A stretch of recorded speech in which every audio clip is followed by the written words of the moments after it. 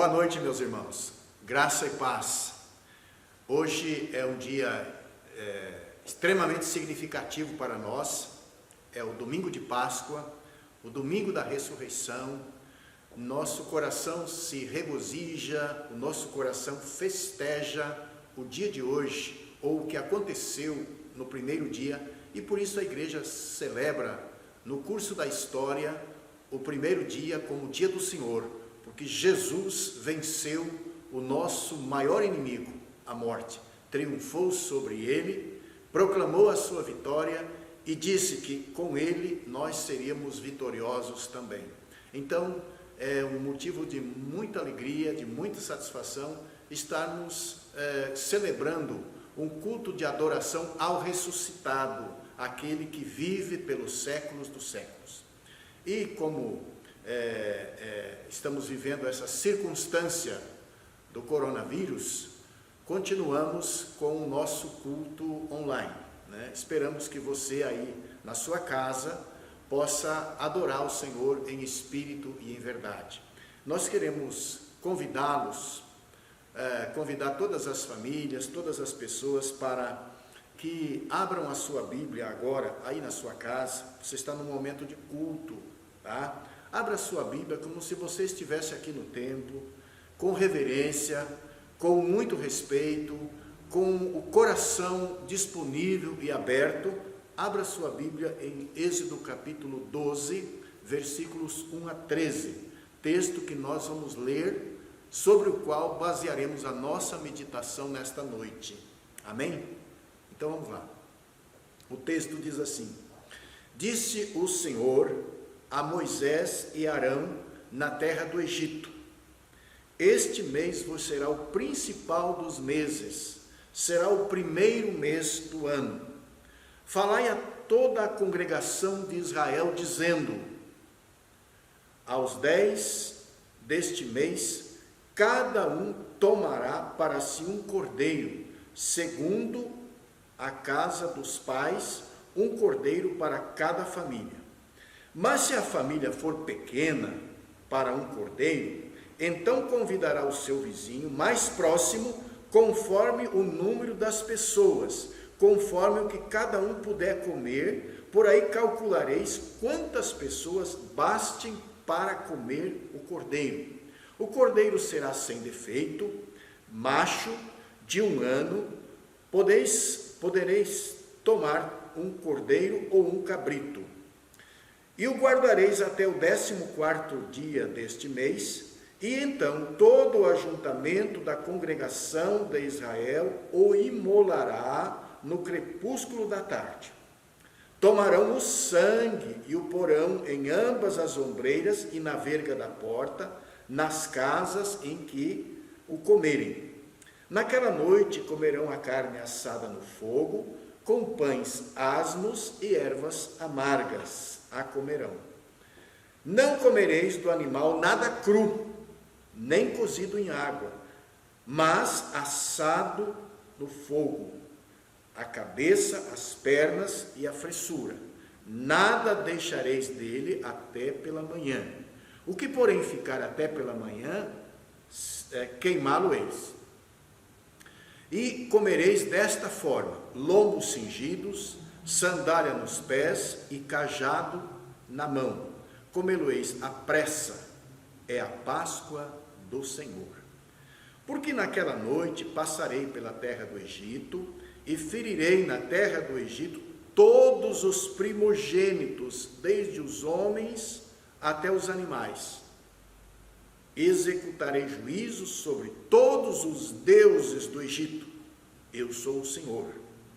O sangue vos será por sinal nas casas em que estiverdes.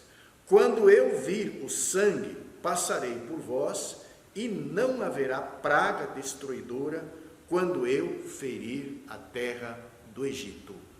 Feche seus olhos por um instante, curve sua cabeça na sua casa e ore ao Senhor, pedindo que Ele possa dispor o seu coração para que você ouça a palavra com temor e ela traga edificação, ela traga conforto, ela traga alento, ela traga refrigério para a sua vida. Você precisa disso. A palavra de Deus é alimento para a nossa alma. Você precisa comer, beber, se fortalecer com a palavra do Senhor.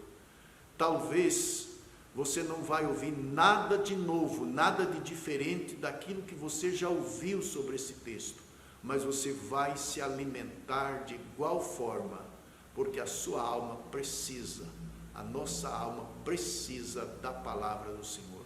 Nem só de pão viverá o homem, disse Jesus, mas de toda a palavra que vem da boca de Deus. Então vamos orar? Pai querido e amado, o Senhor conhece as reais necessidades do nosso coração. O Senhor conhece as angústias, as tristezas, as preocupações. O Senhor conhece a real situação de cada uma das tuas ovelhas. E nesta hora, Pai, em nome de Jesus, eu quero pedir em favor de todos os nossos irmãos reunidos em suas casas para ouvir a tua palavra nesse momento, que o teu Espírito tenha uma ação de consolação, de conforto, de alento, de fortalecimento sobre cada um de nós, e a gente possa, através da palavra do Senhor, ser fortalecidos para continuar a caminhada cristã. Pai, nós oramos assim, pedindo-te o perdão para os nossos pecados, em nome de Jesus. Amém. Meus irmãos amados, o que é Páscoa? O que é Páscoa? Se fizéssemos uma enquete, uma entrevista, fizéssemos uma pesquisa, talvez, ou com certeza, a grande maioria da população responderia assim: Páscoa é coelho, Páscoa é ovo de chocolate, ou coisa parecida. Mas nós aprendemos na Bíblia que a Páscoa tem outro sentido, tem outra origem, tem outra significação. A Bíblia acaba resumindo numa frase: Jesus é a nossa Páscoa. Jesus é a nossa Páscoa. Isso o apóstolo Paulo entendeu e escreveu para os coríntios. Cristo é o Cordeiro Pascal, Cristo é a nossa Páscoa.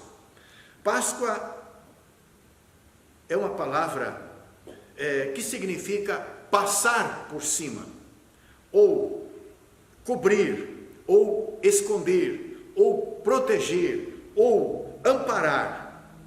É uma instituição judaica, uma celebração judaica, que apontava para Jesus, o Filho de Deus, que viria como Cordeiro de Deus e seria sacrificado em lugar dos pecadores, para que através do seu sacrifício fosse tirado o nosso pecado. A Páscoa foi instituída há mais de 3.460 anos atrás. E quando Deus, pelas mãos de Moisés, tirou o seu povo da terra do Egito. Deus libertou milagrosamente, miraculosamente, o seu povo através das mãos de Moisés. O povo de Deus passou ali mais de 400 anos como escravo, trabalhando, servindo, sendo oprimido e servindo ao Egito, servindo aos interesses daquele reino. E a Bíblia diz que chegou um tempo que eles começaram a orar, e eles começaram a clamar, e eles começaram a suplicar, e realmente derramar o seu coração perante o Senhor e pedir misericórdia. E Deus disse para Moisés: eu ouvi o clamor do meu povo por causa dos seus opressores, e eu desci para livrar o meu povo, e eu vou tirar o meu povo de lá, porque eu tenho um propósito. o meu povo vai me servir na sua própria terra, na terra que eu lhe darei. E assim Deus fez, tirou o seu povo através das mãos de Moisés e conduziu para a terra chamada a Terra Prometida.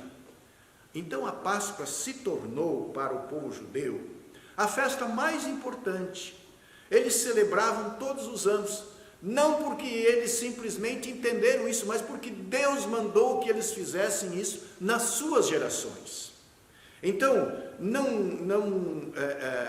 aquela experiência precisava ser contada para os filhos, para os netos, para os descendentes, e todos precisavam entender o seguinte: nossos pais foram escravos no Egito, sofreram no Egito, mas Deus miraculosamente arrancou o nosso povo de lá, através das mãos de Moisés. Então, meus irmãos, o sentido da Páscoa, da celebração da Páscoa pelos judeus era esse: lembrar da sua libertação, lembrar da sua esperança, do seu recomeço. E ela então se tornou a festa mais importante para o povo judeu. Ela era comemorada no mês de Abib. O mês de Abib era o primeiro mês do ano, que compreendia parte de março e parte de abril, mais ou menos o tempo que nós estamos vivendo aqui.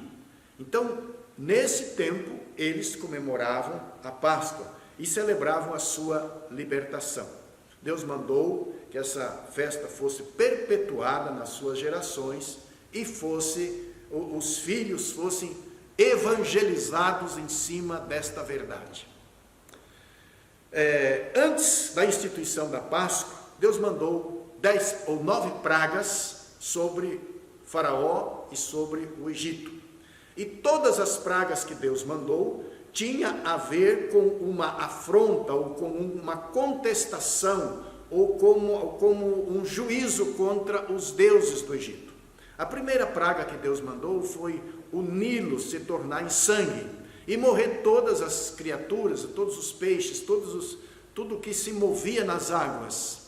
Era como o Nilo para os egípcios era um deus, o deus da vida, o deus que dava comida, o deus que dava peixe, o deus que fornecia a água para a irrigação da terra, era o Deus que dava vida.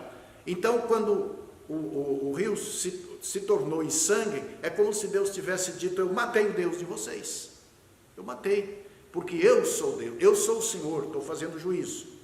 A última praga, ou a penúltima praga, foi o sol escurecer por 3 dias. O sol era outro Deus, o Deus que fornecia a luz, que fornecia o calor, que fornecia as condições de vida. É como se Deus estivesse dizendo: o Deus do sol de vocês não é nada, eu anulo, eu aborto o seu trabalho, eu sou Deus e não o sol. Então, as pragas foram intervenções de Deus para mostrar a sua grandeza, a sua glória, para mostrar que Ele é o único Deus, o Senhor. Então, meus irmãos, nós queremos ver nesta noite os 3 principais elementos da Páscoa. Não podem ser dissociados, não podem ser separados, não podem ser divorciados um do outro. Nós temos na Páscoa 3 elementos essenciais. Primeiro é o cordeiro, que Deus mandou escolher com muito critério, a família que Deus mandou reunir, e o sacrifício do cordeiro que Deus mandou fazer. Então, 3 coisas: o cordeiro escolhido, separado, bem qualificado, a família ou as famílias reunidas no mesmo lugar, e o sacrifício, o sangue do cordeiro que precisava ser derramado.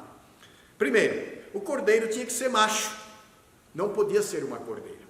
Sabe por quê? Porque o pecado entrou no mundo por um homem, um macho. Não foi a Eva que foi lá e tomou do fruto proibido, mas a culpa foi de Adão. Quem respondia era Adão, o macho, o criado primeiro. e só podia tirar o pecado um macho. Por isso o cordeiro tinha que ser macho.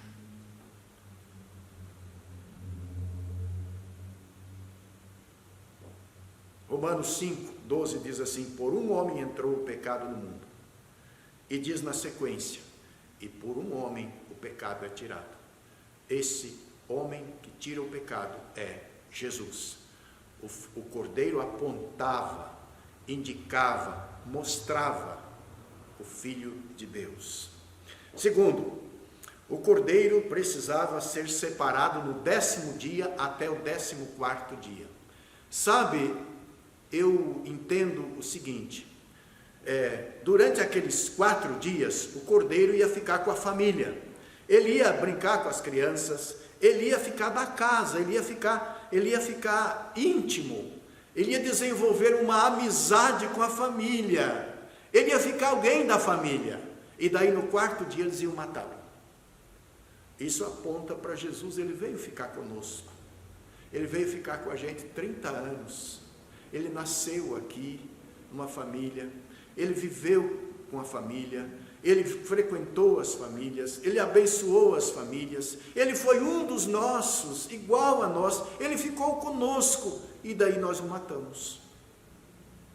Ou Deus o sacrificou pelas mãos humanas para ser o nosso Salvador. Um ano, a idade não podia ser mais velho, não podia ser mais novo, porque era a idade da vida adulta do cordeiro. 1 ano equivale a 30 anos na vida de um homem. Jesus precisou se tornar adulto. Nem uma criança, nem um adolescente, nem um idoso, um adulto, na idade, no auge da vida, para ser sacrificado por nós. Sem defeito, perfeito, perfeitíssimo. Quando o sacerdote no Velho Testamento recebia um cordeiro trazido por um pecador para ser sacrificado, a primeira coisa que ele fazia era examinava o cordeiro. Não podia ter sarna, não podia ter feridas, não podia estar com a perna quebrada, não podia ser cego, tinha que ser perfeito, porque aquele cordeiro apontava para Jesus, o perfeito Filho de Deus. Então, o cordeiro tinha que ser perfeito. Em quinto lugar, ele precisava ser totalmente consumido pela família. Isto ensina que nós precisamos da totalidade do sacrifício de Cristo. Nem uma unha, nem um osso, nada podia ser dispensado. Todo o cordeiro precisava ser consumido. Isso ensina que o seu sacrifício era completo, era perfeito, era suficiente. Nós precisamos de todo o sacrifício de Cristo. Assim como não falta nada, também não sobra nada. Mas tem um outro sentido mais profundo nessa questão, que nós vamos ver na sequência. Em sexto lugar, a carne deveria ser assada, não cozida e nem consumida crua. Precisava ser assada no fogo. O que isso nos ensina? É que os pagãos faziam sacrifício com carnes cruas, bebiam sangue, faziam as suas cerimônias com animais, e para o povo de Israel era diferente, era assado no fogo. E dizem alguns historiadores que essa carne, o cordeiro era aberto e a sua carne era transpassada por espetos e era em forma de cruz e era colocada sobre um braseiro para ser assada. Isso faz lembrar que quando Jesus foi pendurado na cruz, ele foi pendurado sob o fogo da ira de Deus. Deus não poupou o seu filho, antes por todos nós o entregou. Ele ouviu o seu filho gemendo, chorando, mas ele exigiu a sua morte. E sabe por quê? Porque ele queria cobrir o seu pecado e o meu pecado com o seu sangue e aplacar a sua ira contra o nosso pecado. Toda a carne precisava ser consumida. E o que não fosse consumido, não fosse comida, deveria ser queimada. A cabeça, as pernas e as vísceras. Daí vem uma pergunta assim: por que não jogar fora as pernas? As pernas só têm ossos. Por que não jogar fora a cabeça? Ninguém faz um churrasco com a cabeça do cordeiro. É só osso e couro e pele. Mas era para ser toda consumida. Toda consumida. Sabe o que isso nos ensina? Que o sacrifício de Cristo era completo. A totalidade do seu ser. Mas também nos ensina que Cristo nos substituiu. Ele substituiu a mim e a você totalmente na cruz, não sobrou nada fora.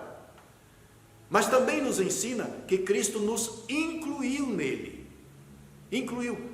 Nós fomos incluídos em Cristo para o nosso ser totalmente consumido no seu sacrifício. Com o seu sacrifício, eu fui crucificado com ele, disse Paulo. Não sobrou nada.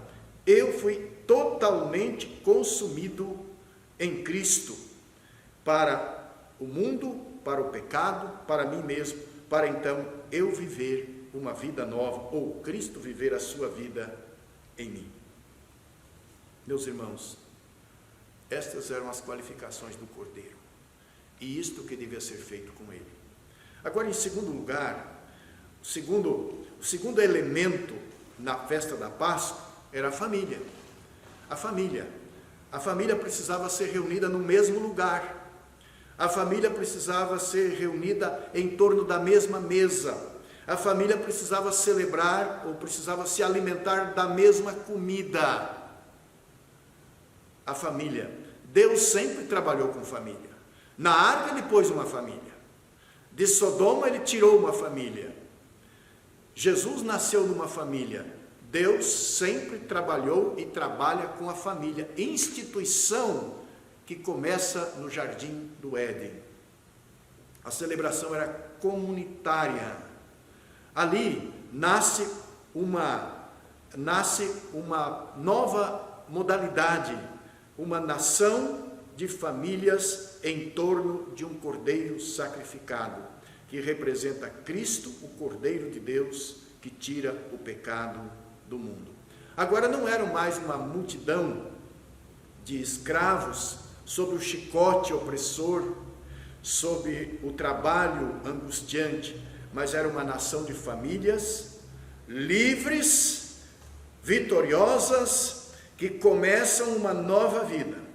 Isso, meus irmãos, nos leva a olhar para a mesa da ceia, onde somos convidados por Jesus a participar do seu sacrifício, dos benefícios do seu sacrifício. Onde Jesus vem e se assenta com os seus discípulos e lhes diz: hoje se cumpriu a profecia da Páscoa. Hoje. E Jesus pega um pão e quebra, pega um cálice e distribui e diz: este é o meu corpo e este é o meu sangue que é dado por vós, porque eu sou o Cordeiro de Deus de fato, que tira o pecado do mundo. Meus irmãos, isto é Páscoa. Jesus é a nossa Páscoa. A Páscoa do judeu é o Cordeiro, mas a nossa Páscoa é Jesus, o Cordeiro de Deus, que tira o pecado do mundo. O efeito do sangue era para evitar o juízo. Deus estava cobrindo o seu povo para não executar juízo, porque tinha executado juízo sobre o cordeiro. Mas a carne era para fortalecer, era para dar energia, era para preparar para a viagem, era para eles se alimentarem do cordeiro. Então, assim como Jesus nos cobre com o seu sangue sacrificial para evitar o juízo de Deus, ele também nos alimenta com a pessoa dele. Esses dias uma menina me mandou uma pergunta no WhatsApp: oração é alimento? Eu respondi: Jesus é o nosso alimento. Jesus é o nosso alimento. Jesus é o nosso pão, Jesus é o nosso nutriente em especial. Ele é a nossa comida, Ele é o nosso alimento. Então a Páscoa era um memorial judaico, que para os cristãos é a ceia. O terceiro elemento nesta composição é o sangue. O sangue precisava ser tirado, separado do corpo. O cordeiro não poderia morrer asfixiado, apedrejado, tinha que morrer degolado. O seu sangue precisava ser derramado e passado nas ombreiras das portas. Senão não teria efeito, Se o cordeiro não morresse, não salvava ninguém. Ele precisava obrigatoriamente ser sacrificado. Pois Deus diz assim: sem derramamento de sangue não há remissão de pecados. Não há remissão de pecados. E Êxodo 12 e 13 diz assim: naquela noite passarei pela terra do Egito, ferirei na terra do Egito todo o primogênito, desde os homens até os animais.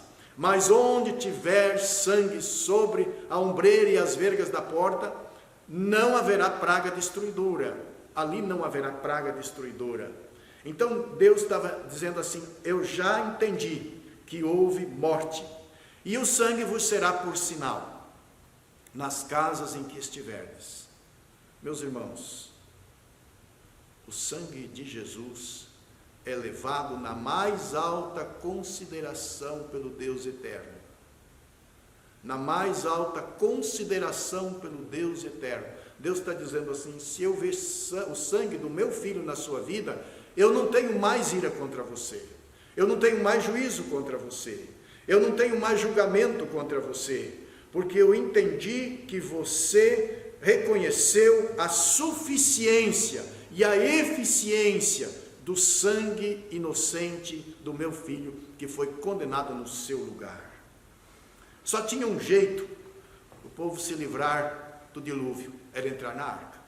Só tinha um jeito de se livrar do dilúvio, era entrar na arca.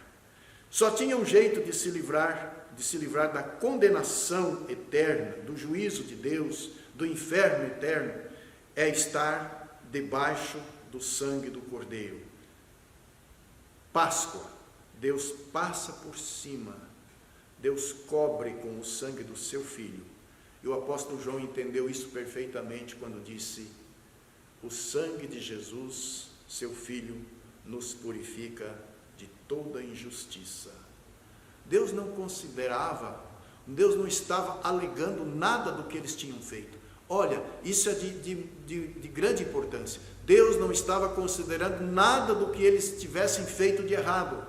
Se tivessem matado alguém, brigado, roubado, estuprado, feito qualquer coisa, Deus não estava trazendo nada disso na mesa. Deus está simplesmente dizendo: olha, eu só tenho uma condição: debaixo do sangue está livre, fora dele está condenado.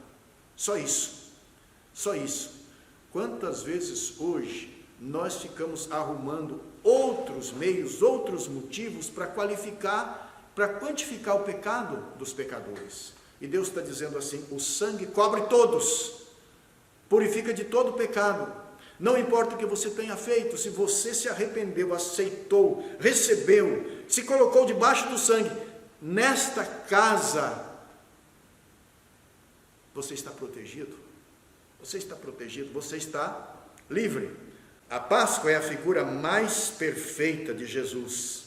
Jesus é a nossa Páscoa. A nossa salvação, a nossa vitória, a nossa alegria, a nossa esperança. Foi o apóstolo Paulo, entendendo bem isso, disse: ele morreu pelos nossos pecados e ressuscitou para a nossa justificação. Então, o Cordeiro nosso vive. O dos judeus morreu, comeram.